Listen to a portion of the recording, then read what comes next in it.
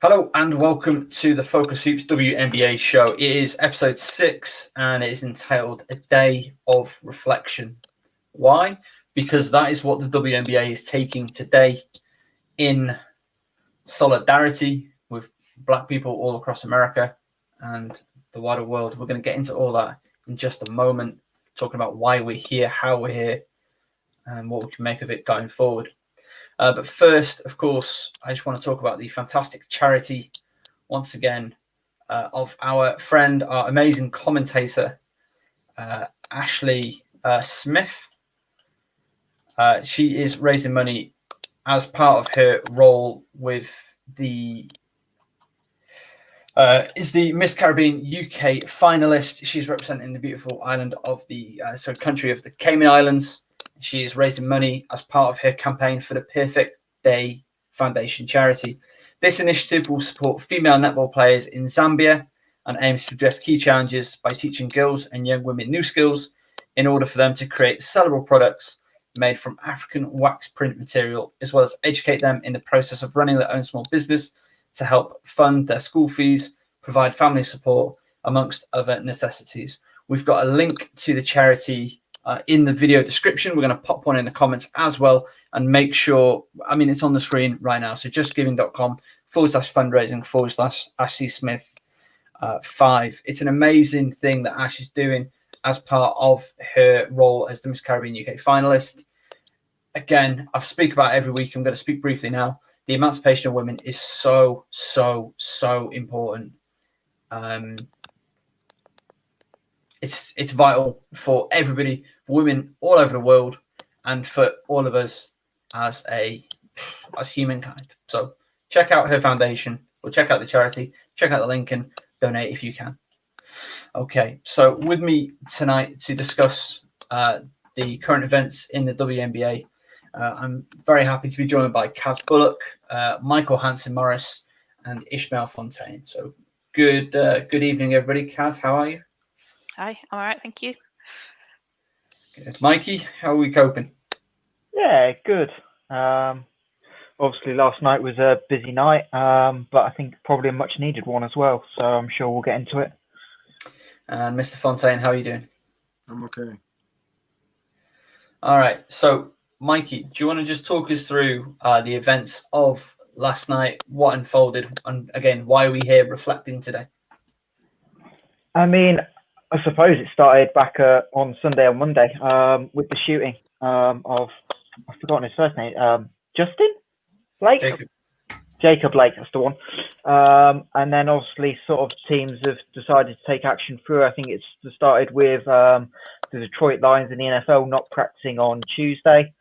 And then about this time last night, Milwaukee Bucks decided not to play and boycott their NBA playoff game. And then that quickly followed to the other NBA teams and the WNBA. So from the WNBA side, there were 4 teams at the arena last night preparing for games.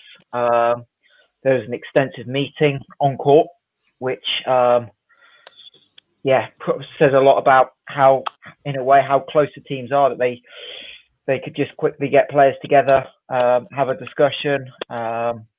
The discussion sounded like it lasted about an hour, and then it was decided that firstly by the Mystics and then very, very quickly by the rest of the teams that it was right to take initially the night off, and that has now extended to tonight and maybe beyond.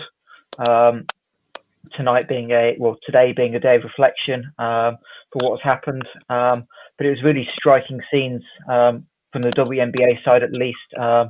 The Mystics walked in with Jacob Blake's name on shirts, and then 7 red bullets on the back of every white T-shirt. And that was a striking image as I think we've ever seen in the league.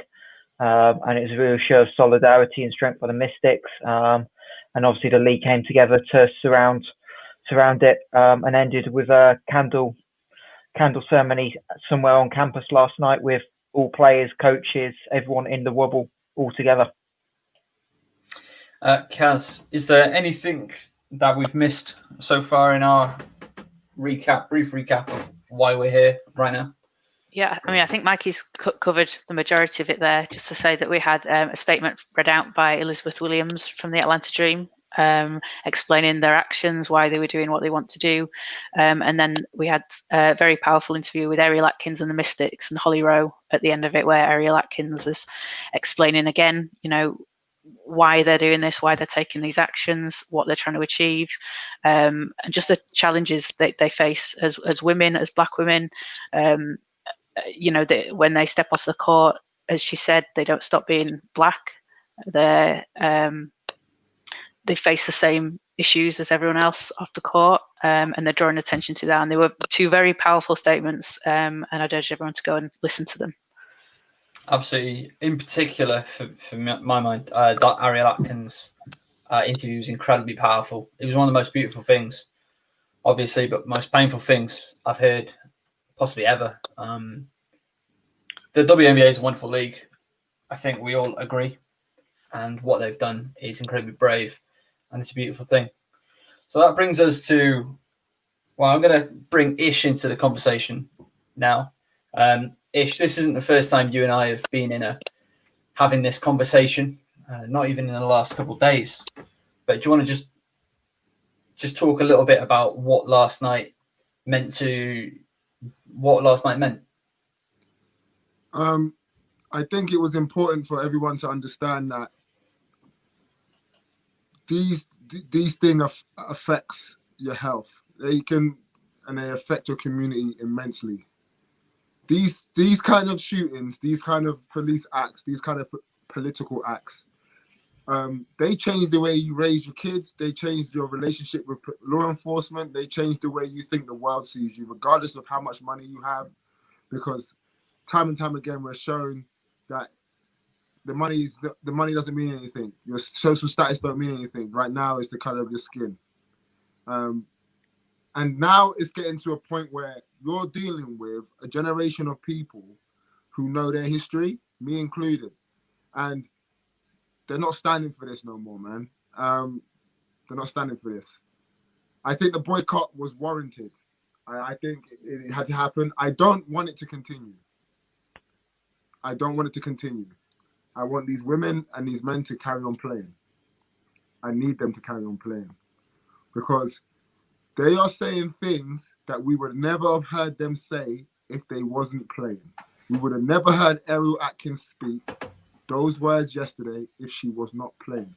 We wouldn't have seen LeBron James in a room with a Malcolm X biography in his hand if he was not playing basketball.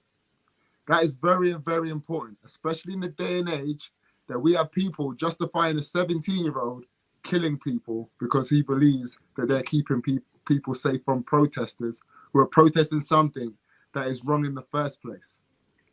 Malcolm X said something along the lines of, if you're not careful, the media will have you thinking that you're the oppressors and the oppressor is the victim. Something along the lines of that. I have the book behind me. It's so tough to wake up, I'll tell you this right now. It's so tough to wake up and understand that someone was treated differently, almost to a fatal degree, because of the color of their skin. And then you get comparisons, okay? You get the comparisons of the man who threatened to slit the policewoman's throat, where she held the gun to the man, and he left without like a stick. But the real issue I have, now the boy has been arrested and charged with first-degree murder. The real issue I really have is, why isn't his mother been arrested? Now, if you people don't understand what I'm talking about, that poor man was shot 7 times in his back in front of his children. Now, that's a thing. There's certain things people can't speak to me in a way in front of my 2 daughters. So imagine being manhandled by the police. Imagine what kind of mental breakdowns that gives you. Imagine that. Just imagine, like, growing up. Think about your worst fear growing up and why you have it and how it got afflicted to you and the relationship you have with that fear. And then think about something like this. The people that are in charge to protect us, protect the American people, protect Black American people, protect everybody for the All Lives Matter crowd, are systemically murdering and butchering people because of the color of their skin. Now, have that conversation with your daughter. Have that conversation with your son. When you approach a policeman, you have to do it this way. Not speak to them just like you're a civil servant, I'm a citizen. No, that's not the situation. These guys are dehumanizing black people, and it's happening across the board. And the NBA and the WA are not standing for it anymore. Thank you for that, Ish. Yeah, I agree with you that some people took to Twitter immediately last night saying it was about Kyrie and the what and wherefore, but it's like, he's right, they shouldn't have been there. The WNBA in particular, from day one of this whole bubble experience, we'll call it, they have set about using their platform, building their platform. I don't know if the WNBA has ever had a bigger platform, a bigger opportunity to speak on anything, but matters of social justice in particular.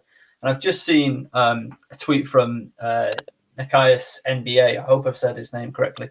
And he said, please remember Maya Moore set the tone. Never forget Maya Moore set the tone. She's a woman who was at the pinnacle of the sport. She may have been the best player in the world at the time. And she stepped away from her career for 2 seasons now to fight for the justice of the wrongly convicted Jonathan Irons. These are very special women, very special human beings. And I'm just glad that, they exist and they're standing up and taking a stand and speaking for what they believe in. Kaz, have you got a little bit more on what Nekuru Womenke was saying? Sorry. Yes. So she spoke to the players last night. I don't know if we. I was watching the broadcast, so I don't know if everybody else saw that or if it had moved away off the screen because I was watching it on the League Pass. She was talking to the players afterwards after Elizabeth Williams had made the statement, and she was saying, she's very happy to be working for them. Obviously, so Nneka Ogwumike is the head of the WNBA Players Association, and she's done a lot of work this season in getting the bubble sorted. About saying, they do want to use their voices to talk to causes. So she was saying last night she's very happy to be working for this group of women, of these people that play in the WNBA, and she says it's she's so happy to see everyone together. Everyone's come to this decision together. They came to this decision together last night. She said, people might have had differences of opinions, people might have had different reasons for wanting to play or not to play. But she said after that discussion, like Micah mentioned on court, and with the teams that were supposed to play, they all came to that decision together. They were standing by each other and they're supporting each other in the decisions that were made. And it shows the strength and the unity of those women in that league. And like you say, it's not new to them. It's not. Maya Moore's sat out the last 2 seasons. Back in 2016, Minnesota players were wearing T-shirts. I forget the phrase. I'm sorry. Name starts with us. Yes, yeah. With the names of Alton Sterling, Philando Castile, and the Dallas PD badge for the 5 officers that were shot there. And we've seen the league just. At the time, they probably took the wrong approach to that, fining them for not wearing the applicable T-shirts, league mandated T-shirts. They obviously rescinded those, but this is a league that is led by their players, and these are causes that are really important to these women. And they're out there and they're using their voices. And as Nneka's saying, they're using their voices together. They're showing unity, they're showing strength, and using today as well as a time to. As she said, they're not calling it a strike or a boycott today. She's calling it a day of action, a day to use their voices. And they've been talking about some of the causes that are important to them, as well as the Black Lives Matter movement, some of the LGBTQ plus community charities and causes that they work for, sexual harassment issues, gender issues. These women are supporting lots of different causes, and they're using their voices in a fantastic way. And Nneka's doing a great job keeping everyone together, keeping everyone informed as well. She's a very good isn't enough, but she's a great leader for them. Ish, where do we go from here, man? It starts with the protests are so important. People, if people want to ever read about how to protest and what protests have done, for every community, for every oppressed community. We're talking about from women to people of the LGBT community, from Black people, from the Nasarimas, the Native Americans. In England, we're talking about poll tax. We're talking about Brixton, which started as protests and might have evolved into riots. These things are here because of civil unrest, and they make you educate yourself. If you're not going to educate yourself now, you're never going to educate yourself, and your circle needs to be cleansed. Or you need to be cleansed of a circle, of any sort of circle. It's time for institutional change. We need to start giving police something to lose. We need to start, or maybe insuring the police. So when they do use their firearm, you treat it like how you crash your car. If you ever crash your car, right, the insurance don't want to pay you that money.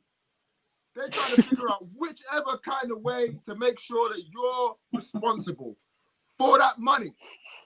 So if we're going to start insuring police, say, look, man, you shoot that man in cold blood while he's running away from you and you're filmed, you're going to prison. Okay? The badge is pride. But right now, that is not, they want respect for nothing.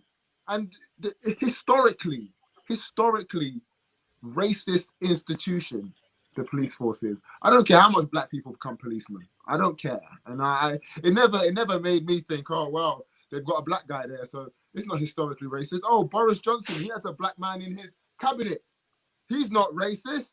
There's a Black guy on the UKIP. Nigel Farage is a racist. That doesn't work.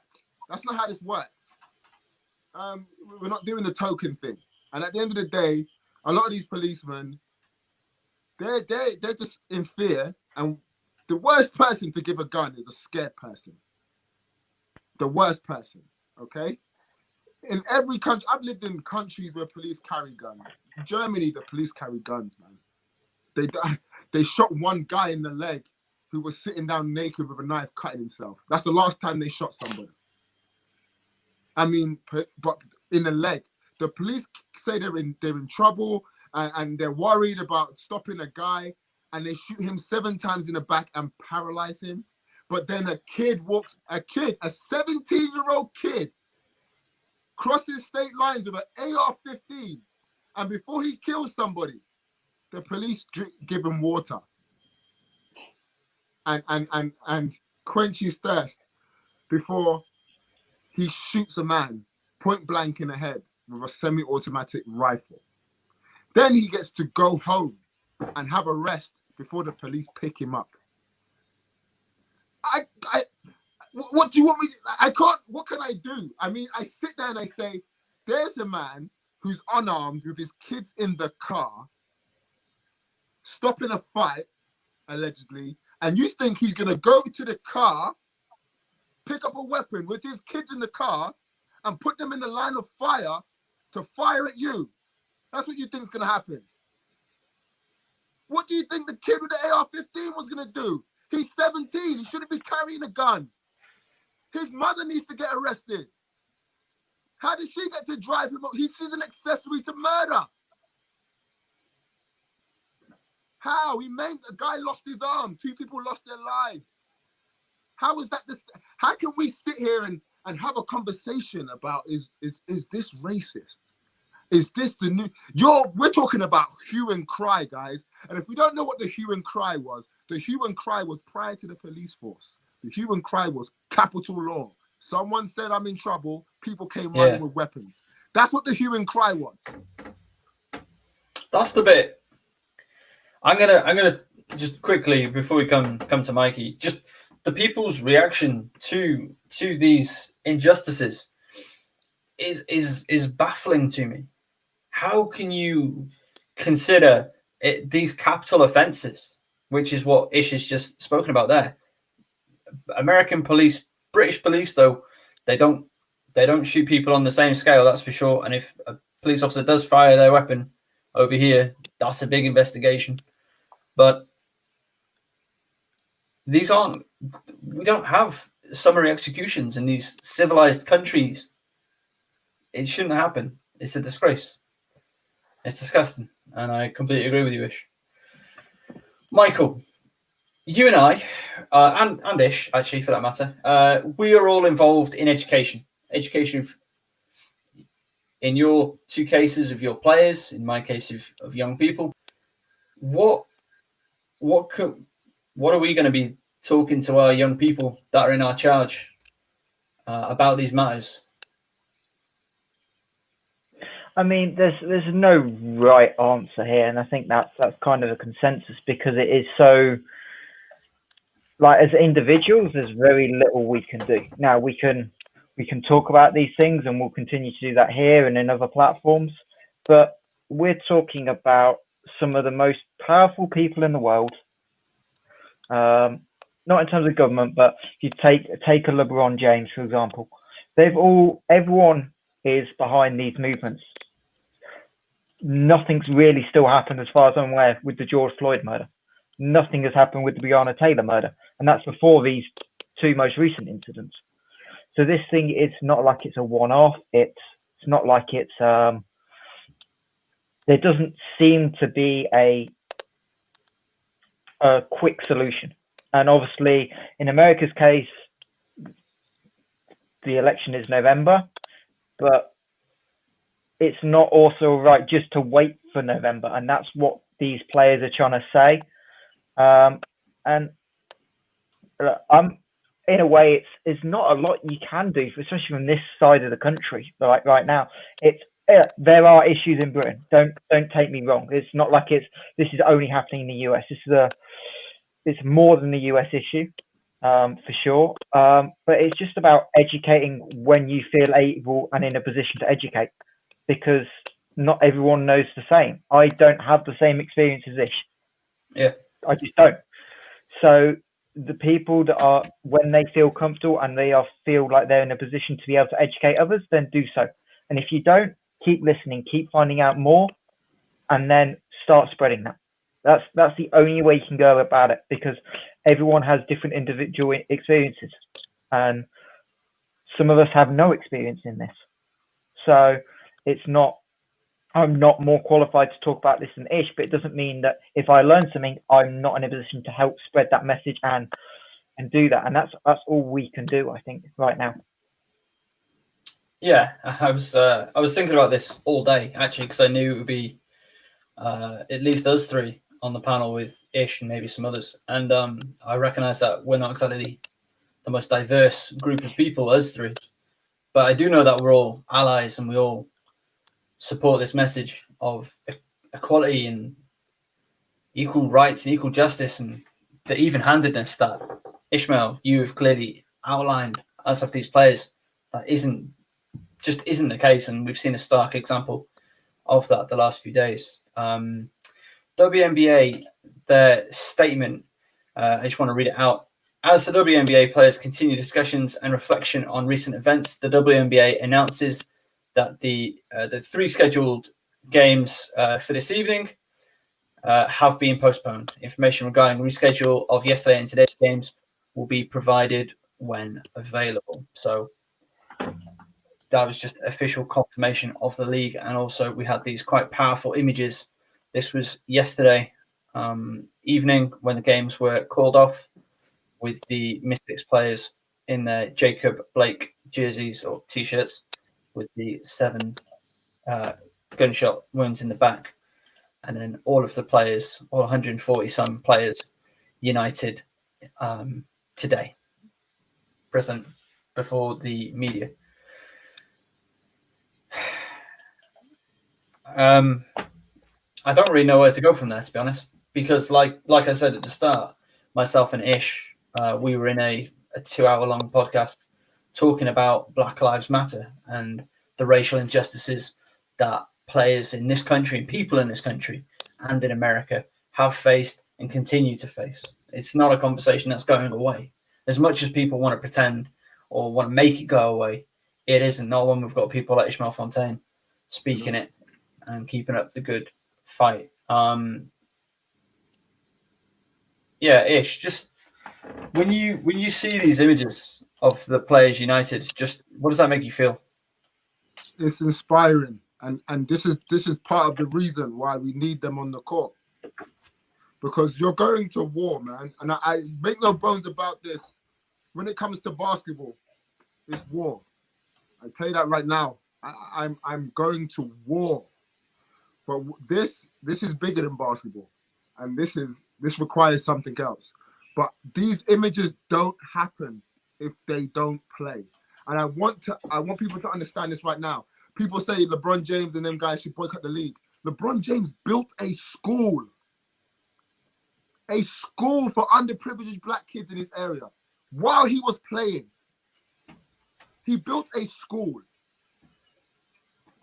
It's not just being reactive and saying, okay, the next time they kill a black guy, I'm just going to sit down. No, LeBron James, he went back, he learned, he listened, he read, he educated himself, and he was proactive enough to build a school.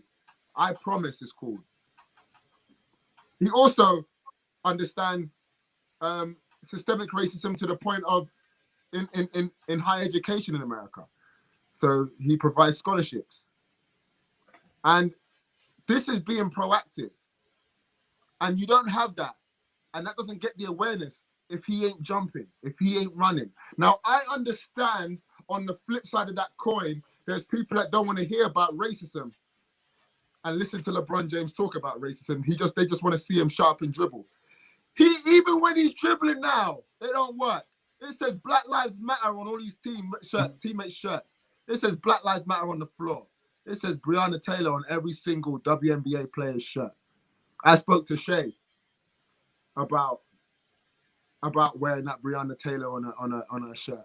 She just told me like the game is different now. Every time you're on the court, you put your stuff aside. And even though you're going to war, that's always in the back of your mind. And I feel it. I mean, I'm about to go back to playing. You think I'm not kneeling? You think I'm not kneeling, bro? You think I'm not wearing Black Lives Matter on me? You're bugging, you know? But what I do think, you know, what I'm so proud, like, you know, today I woke up super depressed. I'm not gonna lie, I woke up and I was tired. My life has been like, the Batman trailer came out. People don't understand me. I'm a Batman, like, there's a Batmobile there that I've had since I was 15. I saved my lunch money for 3 weeks to get that. That's a portrait. My best friend's there. There's Nightwing right there. That is a Batman shelf. All I want to do is talk about Batman. Justice League came out. The Batman 2021 came out. The Batman new game came out. Suicide God game came out. I have to talk about this. This is more pressing matters. This is life or death. I want to talk about Batman with my daughter. My daughter came up to me the other day, and I was watching LeBron James talking an interview, and he had a Malcolm X book in his hand, and my daughter said, my youngest daughter Ezra, she said, "What's that book in his hand?" And I was like, "That's Malcolm X. I have it upstairs." And she's like, "You don't have that book upstairs," and I showed her basically. And now all we do is talk about Martin Luther King and how he's arrested 17 times, and all she's just watching these things by herself. And this is the reality, bro. But that doesn't happen without LeBron James being in that space. That doesn't happen, bro. Like, that's what guys got to understand. I understand you think, oh, take a stand. Who are we taking a stand against? We're taking a stand against ourselves if these guys don't play. Ish, we've got a question from YouTube, just from Chris Lee. So thank you for your question. When you say war, what do you mean? So basketball or any sport. Now, in the context of sport, I'm only talking in the context of sport. Sport, okay? If we look at what a sport was in the Roman times, you've seen that movie with Russell Crowe. That look like sport to you? Called a gladiator. That's war. There was war formations, you know, a talented general got a bunch of slaves together and they fought in a war. It was war, bro.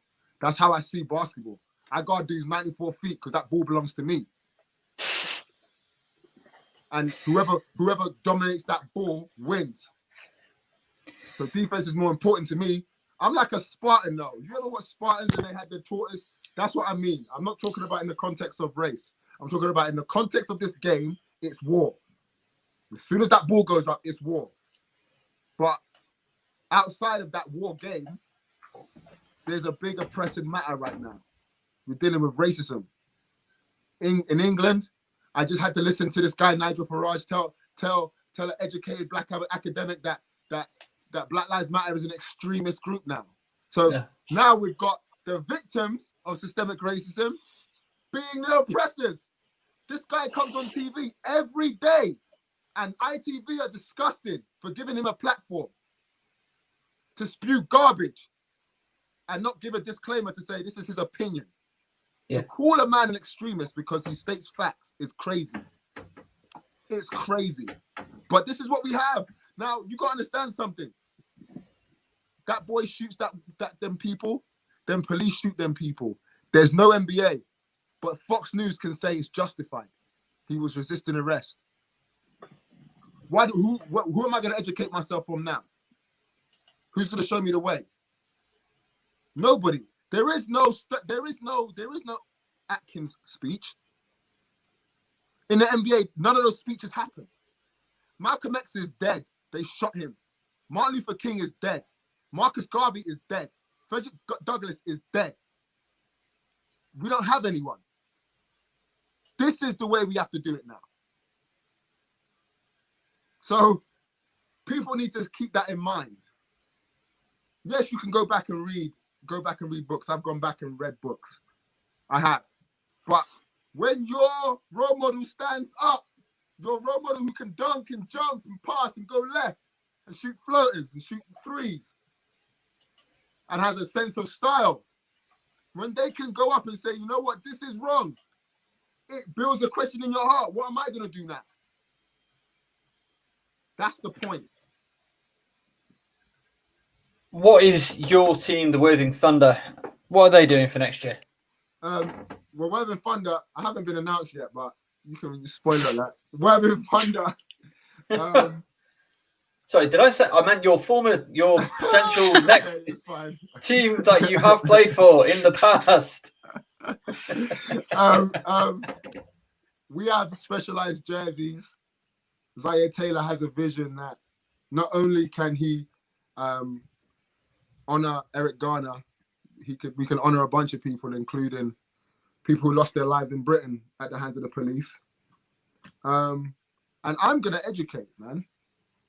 I'm gonna educate. I had to do this anyway. I told you guys when I was in Worthing, I was mentoring a kid that had been racially abused.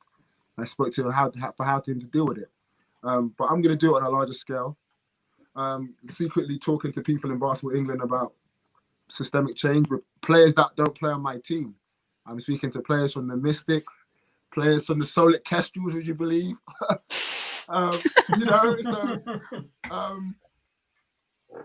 This is big for us, man. This is big. I mean, America is a different place. It's just, I don't understand it. I don't understand it. And I feel so sorry for my American Nubian cousins, man. I just can't deal with it, man. I sit there and I think they just, they have to deal with this. And I just wanted to put out there, if anyone watched ITV and listened to your boy Nigel Farage talk that garbage, okay, you better pick up a book before I cuss you out. Because that, I can't, it's just crazy. But America, man, they really have to have, I talk to the black contingent in England because it happens here. I talk to them about their rights. I don't need to talk to a black person about respect. I don't need to do that. I don't need to speak to anybody about respect. Any decent person has respect. But I need to talk to you about your rights before someone abuses them, And this is the conversation I've had with my daughter's 13 now. She wants to travel around and go to the cinema and stuff and whatever. But she's a 5'7", beautiful black woman. And I need to tell her, like, dude, these are your rights. When my 8-year-old gets a bit older, I'm gonna have to have the same conversation with her. Had the race conversation with them already. Had the race conversation with my daughter before I had the birds and the bees conversation with my daughter. I'd rather have that conversation with my 8-year-old daughter right now. That's how deep this gets. Yeah. Birds and the bees. Listen to this. This is, yes. You understand what I'm saying? So, because this conversation hurts. This hurts, man. Like, I'm ready to march again. I'm ready to march again. I will march again. I will go to everyone's city and march. I'm ready, bro. I can't deal with this no more, man. I can't. And I just, you know, all the books in the world don't give me no solace, bro. Do you know what I had to do today, bro? Honestly, every single image of an Afro-Caribbean, African-American today was negative. I had to go watch Def Comedy Jam. I had to go watch it for 4 hours while I was doing my hair. I couldn't deal with it. I have too much static in my brain. I'm waiting for the next thing to happen. But basketball didn't give me a break from it, but it made me realize that these guys they're sacrificing, man. They are like, they're gonna be dealing with a lot of racism. Reverend Thunder put out their jerseys, and the racist comments on there, you would not believe. You would not believe, man. Some of the things I read, bro, you would not believe. That's maybe this is ignorant from me, and I'll hold my hands up 100%. We've been down this road before, talking about racism in basketball and in British basketball. This isn't the sport for you. If you can't get on board with black human beings, what the hell are you doing in this sport? And that brings me to Chris came back with another question. And again, thank you. How many NBA players are black? In 2015, that figure stood at 74.4% of about how many jobs are in the NBA? 450? 450, something like crazy. Yeah. Something like that. So 74% of that is going to be 400-ish. Not ish, but, you know, approximately. My mental maths has never been so good. Mikey's is great, so hopefully. All right. The Chris Lee comes with actually a really interesting question. We can get into that. I want this to be nice and level-headed. The Harold Doncic incident, any comments about that? If that would be the other way around, I think that situation would escalate a different way and the punishment would be different. Okay, thank you for that question. And it's an interesting question. And I think it's fair. It's a fair question because it's visible and it's good to give that a response. This particular incident. I mean, I'm going to answer it right now. I'll say what I think my answer is. It's this. What Harold said isn't right. I'm going to say that right now. If someone said that to me, okay, it's you, me are playing, and obviously I'll be winning, like I beat Mikey that time. Anyway, you and I are playing, and you say that to me, I'm going to be hurt. I'm going to be offended, and I will consider that to have been a racial statement. Okay, but that's just me, maybe. But what it doesn't have is hundreds of years of oppression, of history, of systemic abuse behind it. It just doesn't. That is one person saying one thing to another person, and it's not nice and it isn't right. And they've spoken about it and they've had that conversation and they're good, they understand. But it is different. If I said an equivalent to ish, which I never would, good God, but that's coming with so much more, again, loaded history of hundreds of years of oppression and abuse and just venom behind it. That the other way around, whilst in an individual and an isolated environment, isn't good, and we don't want that or encourage that. It is different. It don't feel good, but it is different. We could give Chris a different way of seeing it. So, sexual abuse in the workplace. No. Now, women can be sexist. It's clear. Women can be sexist, but when a man is sexist, it's 100% worse. And I tell you why. Because where women had to fight to just to get to the point where they could probably say something sexist is a completely different place to where men were. Men were put there. Women had to fight to vote. So when the venom behind being sexist to a woman, you're going back to the suffragettes. You're going back to the oppression and misogynistic ways of treating women, right? And that's clear. That's why it doesn't hold much weight when women are more. It's wrong. It shouldn't happen. Montrezl Harrell should have, in my opinion, should have got a cash fine and a suspension. That's my opinion. Because the words he used are unacceptable. The words he used were unacceptable, and they're ignorant. And it's just like, just get rid of that. You don't need this. 100 things you could call Luka Doncic. Talk about how hot his mum is. Don't do that. I'm not saying don't do that because you wouldn't want someone to do that to you, because that's not the point. The point is it's ignorant, and it's just it's stupid, and it makes you think like you have. It was just an ignorant, stupid statement. I haven't heard Montrezl Harrell talk about it publicly. I think he should publicly apologize, because that shows the levels. All this behind the camera rubbish. I'm not a big fan of that. Publicly own your stuff and apologize, bro. But if you want to talk about equality, we're gonna have to go back and do some things, because there's still inequality from the time academics were dehumanizing black people. All those words you hear, the C word, the N word, jungle bunnies, Jim Crow, all those things you see, all those things you hear, okay? And just to mention, go watch Dumbo right now. There's a bunch of Jim Crows singing jazz music, just to mention little racist connotation. If you want to see it, my daughter's not allowed to watch Dumbo just because of that. And they took it out of the adaptation. Every single word that was used to dehumanize black people, there's not a word that dehumanizes white people. There is not one word that can systemically dehumanize white people to stop things happening, to stop job opportunities, to stop to the point of gentrification. There's not a word to do that to white people in America, in England, not even in India. Nowhere in the Commonwealth can you dehumanize a white man. Nowhere I know about. If I'm wrong, you can tell me now I'm wrong. But you can dehumanize women. I've seen it. Seen the police do it to rape victims. Right? The Aborigines have words that they don't like being called. They weren't human beings in Australia until 1968. Now we have to understand why words are different, why context of words are different. And that's not me saying Montrezl Harrell is wrong, Chris. Montrezl Harrell needs a slap upside his head, needs a fine, and needs a suspension, because he needs to educate himself as well. He needs to figure out a different way to insult people. I'm talking about Luka Doncic's mum all day. I'm saying your mum is beautiful, bro.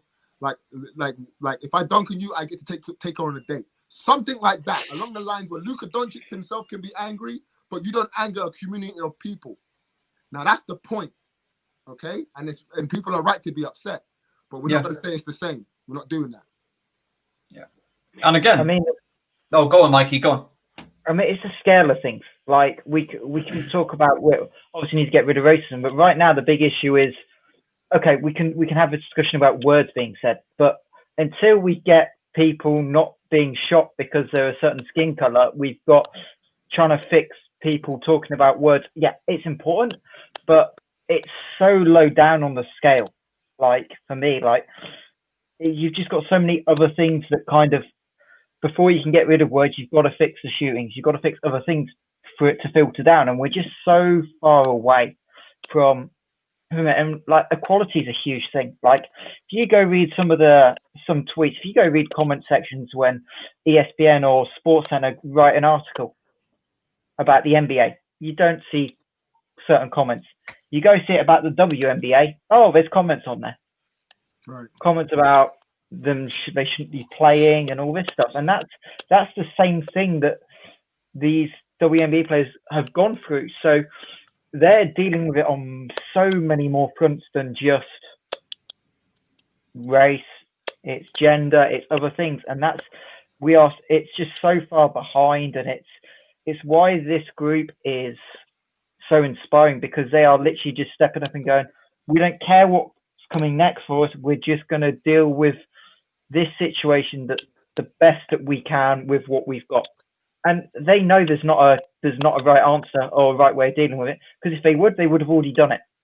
So they're just trying to get feelers out, have deep, meaningful conversations from Sue Bird, Diana Taurasi, who are really experienced to the rookies. Satu Sabali's one of 6 players on the WNBA Council this year about social justice issues. That's a rookie. And everyone is in, especially from the WNBA side, is head first trying to tackle this to the best that they can. And people are going to come up with different ideas. And the fact that they're taking this time to listen and think and try and come up with the best next way to try and get some justice, to try and make things more equal in life. That's what today is. That's what today is all about. I've hummed and hawed about this, bringing up this comment from Chris, but I'm going to, because he's put it in there. He said, I'm from Eastern Europe in UK, past 10, 11 years. I've been discriminated because of my nationality. I'm not here for argument. Chris, that shouldn't have happened. You should never be discriminated against for any reason. And I'm sorry that's happened to you, man. Like, discrimination is disgusting. And that's why we're having this conversation again today, is because all discrimination is wrong. It is disgusting. And it shouldn't happen. So I really appreciate your comments. I appreciate your questions. I hope you're happy with how we've responded to them and answered them, because I think they're valid, all very valid and fair questions. And again, nobody should be discriminated against because of where they come from, what their skin color is, what their gender and or sex is, anything like that. Their religion, nothing. We're all human beings. We should all be treated accordingly. And if you are going to treat people differently, then let it be about their actions or the quality of their spirit or the quality of their heart, rather than what their skin color is or what their accent is or what country they happen to be born in. And I hope you can appreciate that. And I think that's fair and valid. And it is reality. I know. It is reality. Kaz, I realise I've not come to you for a little bit, and I apologise for that. No, it's fine. Go. Yeah. Yeah. You're entirely right. What I fail to understand, and maybe I'm in my own bubble here as well, because I associate myself with people who I guess think like me. How some people see this as a political issue or anything other than a human rights issue. Equality is a human rights issue. Full stop. That's the start and the end of it. It's not difficult to me. It's not a complex situation.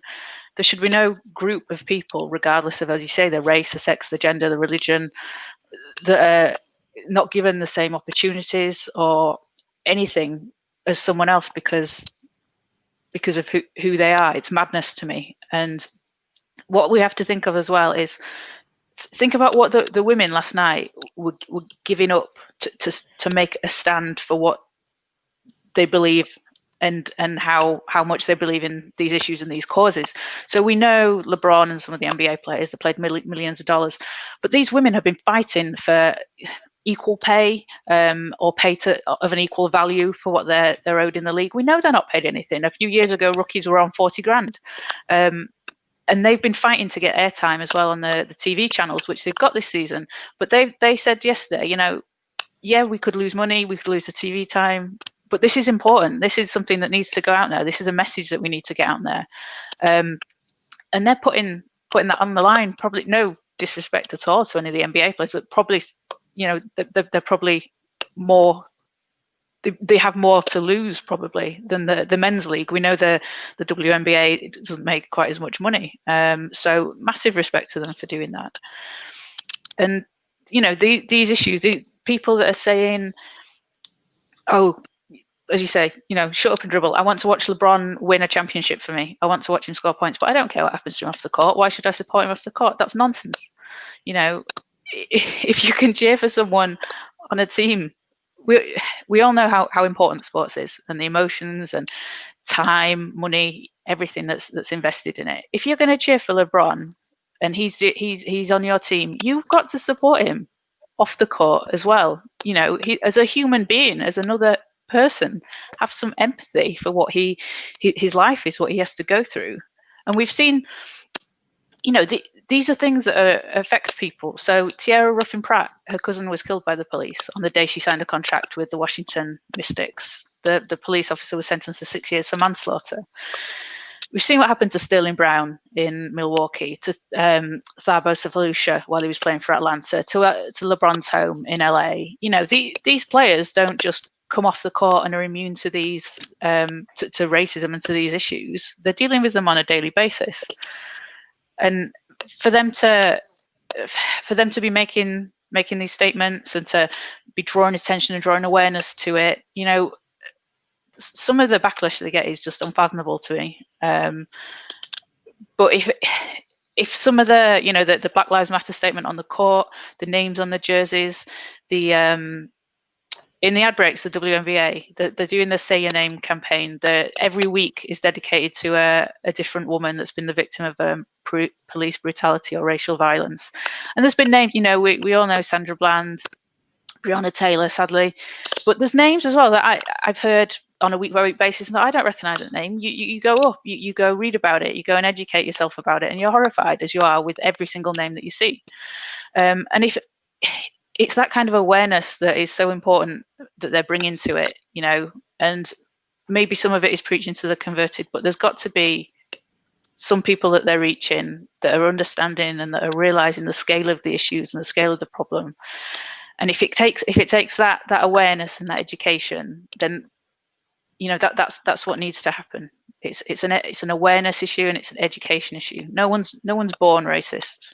It's a learned thing, or you know, no one.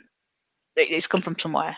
Educate people, and you know, maybe the next generation can improve some of these things. But yeah, it just baffles me that people can support someone for their entertainment, and they want LeBron to entertain them, but they don't want him to be able to live his life off the court, and they wouldn't support him like that. I think it's really, really important. A couple of things you've said there. The idea of education is just vital. And Ish, you and I we've spoken about this time and again. It's not Ishmael Fontaine's job to educate me or anybody else on these matters. Ish will, because that's the kind of guy Ishmael is.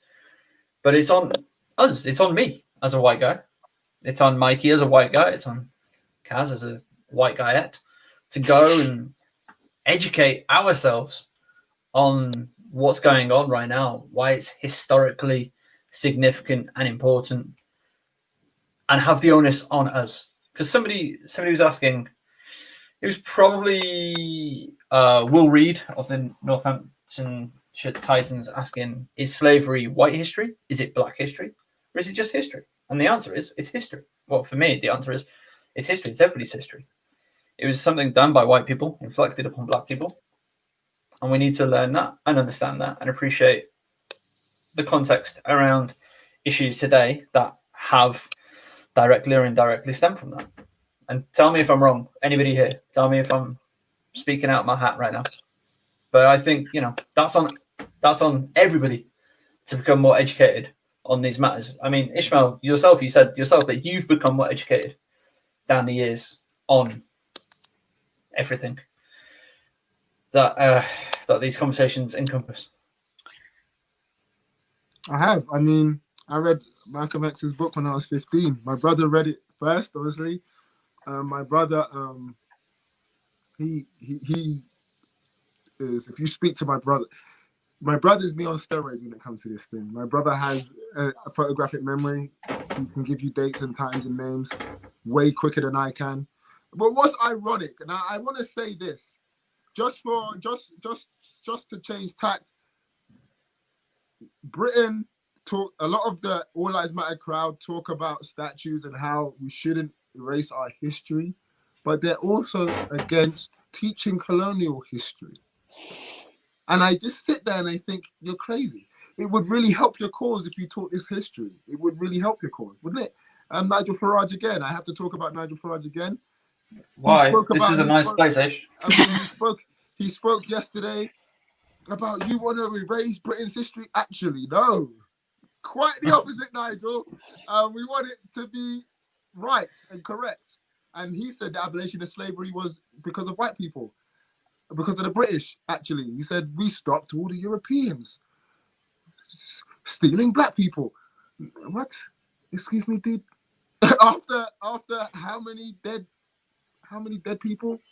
After how many people you left in Jamaica? After all the white gold you acquired? When I say white gold, I mean sugar. That was Britain's, that built Britain. White sugar built Britain from Liverpool to it wasn't tobacco and all this stuff. That came later. White sugar, boy, hey, that granulated sugar, boy, I tell you right now, that built Britain. And the slaves over there grew it for centuries, bro. But he says us taking down a statue is erasing history. But he's even got the history mixed up. He has no idea what he's talking about. So I had to clue up myself from a young age, because racism isn't just a word. And my mum couldn't just say, oh, he called you that. Oh, it's just a bad word, ignore it. It would be an absolute oversimplification. It'd almost be negligent on my mum's part to do that to me, or my dad's part to do that to me. So I had to learn about this stuff. This stuff was like a religion to me, man. Like, I grew up Catholic, and right next to being Catholic, I was this black man who learned about Frederick Douglass in year 4, who learned about, Malcolm X and Martin Luther King and Marcus Garvey. And not only on those sides, but celebrating the people in Europe, from Yoruba. I'm Nigerian. The kings from Nigeria, the kings from Ghana, and how the transatlantic slavery affected economics. All these things. I know about the credit crunch and the first economic boom because of slavery. That's where I learned it from. It wasn't from me watching The Big Short. So education is important, man. And I tell these kids, I tell all these people in the stream right now, and people that are going to watch this back, it's all good having a meme. It's amazing. You need to get context that meme. And it's so important. And I'll keep on saying it until I'm blue in the face. You can't just have a meme. That's an oversimplification of what's going on. You need to have context. Me and my daughter was talking about the young lady who sat on the bus and got arrested before Rosa Parks. Got arrested on the bus. Pregnant 15-year-old who couldn't be perpetuated. We've lost Ish mid-flow. Oh, Ish is back. Ish, we lost you for a second there. Where did you lose me? I was talking about my daughter and me. Correct. Speaking about the lady who sat on the bus and was arrested for sitting on the bus before Rosa Parks, and why she wasn't revered as much as Rosa Parks. Now her name's being traveled around, mostly because she was a 15-year-old and pregnant out of wedlock. So these are the conversations we have to have, and education is key. And if you don't educate yourself and you don't understand, there's no context to what you're saying, and that's the problem. The platform where people are getting. Okay, they're getting it from an uneducated platform with zero context. To say that Black Lives Matter is an extremist group, to say it's extremist. Do you know what extremist is? Extremist is knocking over a guy and wounding a key worker because he's black. That's an extreme thing to do. Not marching with your masks on and very stressful, very, very stressful. But I'm so proud of the WNBA. I spoke to Shay this morning. Shay's always been an inspiration to me anyway, because she's one of the best players I've ever seen. Period. Man, woman, Bugs Bunny, all of them. She's better than him. She's the GOAT. If she was in that, it would be a problem. And it's listening to her speak, I gave her book materials to read and articles to read and things to read to beef up her history and beef up her knowledge. But she's getting it firsthand, bro. Like, these women, not only are they getting it firsthand, everything they do represents women's basketball to the world. She played in France, she played in Latvia, she played in Germany. Okay, this is the stage. She will be forever. This will never leave, never. And anyone that approaches Shay in any kind of way, they better come correct. They can't come because she's going to be tooled up when she leaves. Every single woman when they return back to Europe will be tooled up, especially women from that bubble. And it's more than just racism. It's It's equal rights for women. There's so much that this world needs to handle. And from a political standpoint, you got to start voting. It's got to become almost compulsory. In Australia, they have compulsory votes. You can't not vote in Australia. That's why they're less apathetic to the world and they understand who to put in power. Same in New Zealand. You saw how New Zealand's prime minister handled the COVID situation. It's compulsory. Vote. Not be apathetic and read rubbish. So I'm so proud, but all in the same breath, I'm so tired. Like, I don't know if you guys can hear it. I'm knackered. I want to talk about my new team, the Phoenix Mercury. That's what I want to talk about. That's what I want to do. Are you sure? Are you sure that's what you want to talk about, though? Man, that's what I want to do. But until this is resolved and these women are back playing, and hopefully they will be back playing because it's so important, these things are always going to pop up. We're going to draw it to a close. Kaz, final comments from your good self. I just think what the women have been doing, what the women and the men, both leagues, have been doing, and what we've seen in other sports has been amazing. But just especially these women, like, they're just inspirational. They're fantastic. They're part of history. They're doing so much, and they've been leading the way for so long. And I think there's such a Bill Lambier last night in the garden when they were speaking. Someone asked him what the difference. He says he's often asked what the difference was between now and when he played, and he said when he played, the owners ran things. They were things. Now it's a players' league. The players have the power. And that's a fantastic thing and a fantastic platform for them to be able to use to draw attention to injustices that they're seeing, and the inequality in society that shouldn't be there and should be addressed. And everyone should take the time to educate themselves, as they said, vote.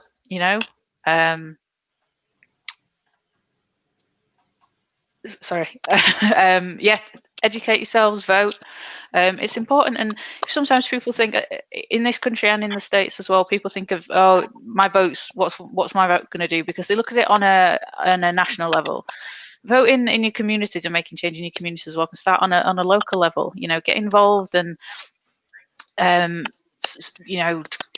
education, communities, supporting local sports teams, coaching kids, helping people, helping in the communities, and making the change for the better, making the change that you want to see in the community. Why anybody wouldn't want to live in a society where everyone's equal is just alien to me.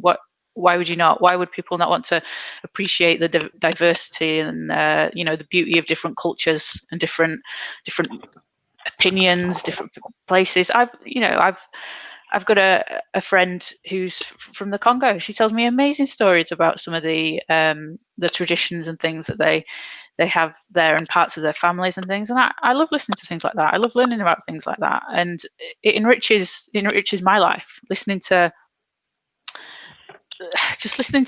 other people's experiences and just having some empathy for things that they're going through.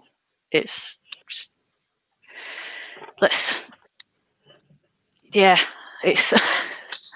it's hard. I don't know. It's hard for me to understand sometimes why we seem to still be in the situation that we're in. But Mikey, education and voting. Sorry. No. Go ahead. Education and voting. Mikey, final thoughts from your good self. I think the important thing to remember is whenever the playing does resume, if it resumes, I mean, I don't think that's completely off the cards.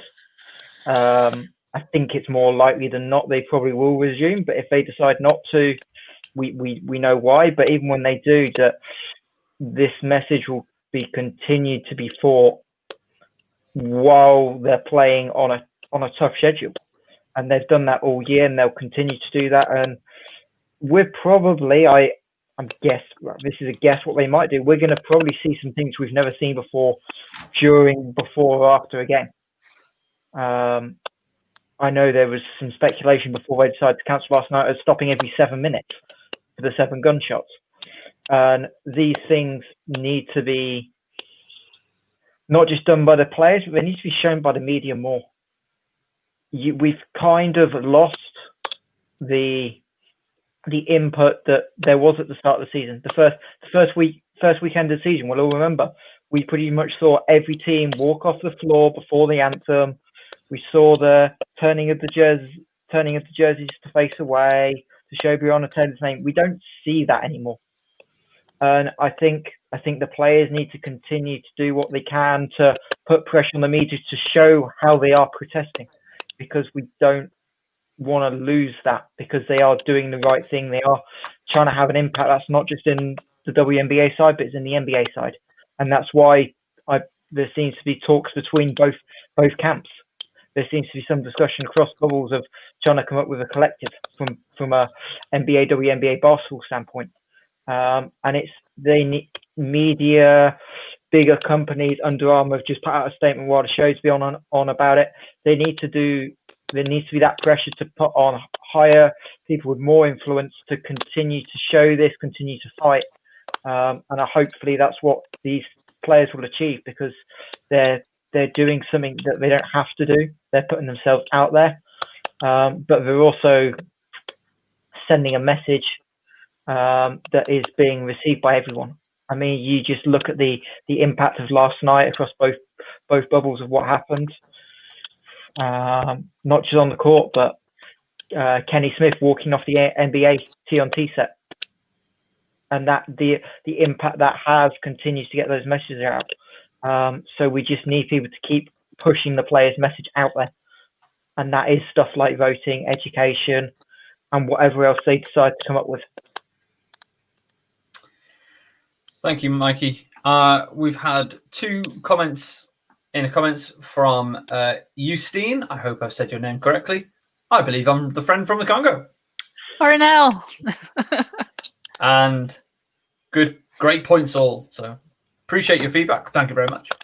Give us a like, share, and subscribe. I'm going to be a real good YouTuber one day.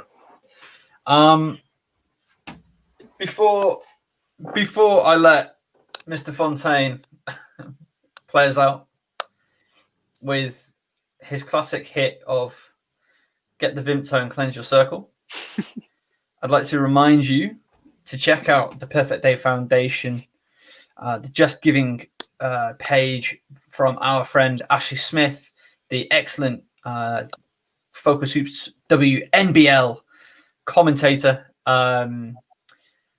She's doing amazing work for the girls in Zambia, helping them improve their futures and improve their life chances. So do give that a look. And even if you're not able to contribute to that fund, give it a read, give it a share, because maybe other people may be more able to. Chris Lee comes with the final point, and I like this. Let's respect each other and make this world better. I agree. I think so too. So that's going to do it from myself. We're going to be back next week, hopefully talking about games. But if we have to have this conversation again, then we're going to have this conversation again. I don't know what to tell you. So thank you for watching. Join us next time. Mr. Fontaine, you got some things to say. I want these girls to play. I'm proud of every single one of them. I want these men to play. I'm proud of every single one of them. They're inspiration to everybody. Keep using your platform. I will. Black Lives Matter. If you don't want to hear that, if you don't want to understand what that means, get in the bin. Please. I'm so tired. Like this is not the remix show. This ain't my life matters as well. We're not doing that. Black Lives Matter. Okay. We're not doing all these remixes. I ain't about that life. Get in the bin. Thank you.